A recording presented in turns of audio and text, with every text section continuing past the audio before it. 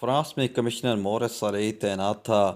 Commissioner نے ایک ضیافت میں دمشق کے موذین شیوخ اور علماء کو مدعو کیا ہوا تھا۔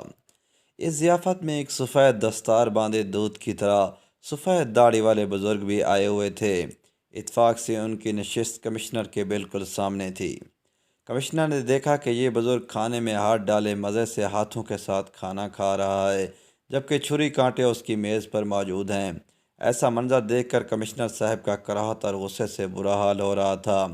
نظر انداز کرنے کی بہت کوشش کی مگر اپنے آپ پر قابو نہ پا سکا۔ اپنے ترجمان کو بلا کر کہا کہ اس شیخ صاحب سے پوچھے کہ آخر وہ ہماری طرح کیوں نہیں کھاتا۔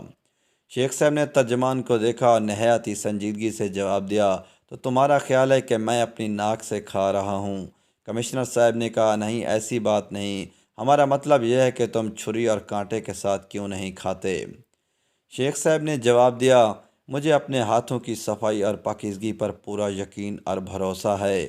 کیا تمہیں بھی اپنی چھری اور کانٹوں پر کی صفائی اور پاکیزگی پر اتنا ہی بھروسہ ہے؟ شیخ صاحب کے جواب سے کمشنر جل بھون کر رہ گیا۔ اس نے تہیہ کر لیا کہ اس کی اہانت کا بدلہ تو ضرور لے گا۔ کمشنر کی میز پر اس کے دائیں طرف اس کی بیوی اور بائیں طرف اس کی بیٹی بھی ساتھ بیٹھی ہوئی تھی۔ کمشنر عربوں کی ثقافت اور روایات اور دینداری سے واقف تھا۔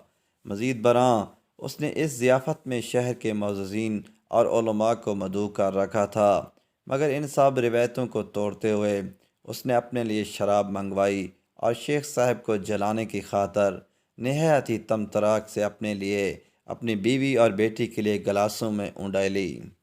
اپنے گلاس سے چسکیاں لیتے ہوئے شیخ صاحب سے مخاطب ہو کر کہا، سنو شیخ صاحب، تمہیں انگور اچھے لگتے ہیں اور تم کھاتے بھی ہو، کیا ایسا ہے نا؟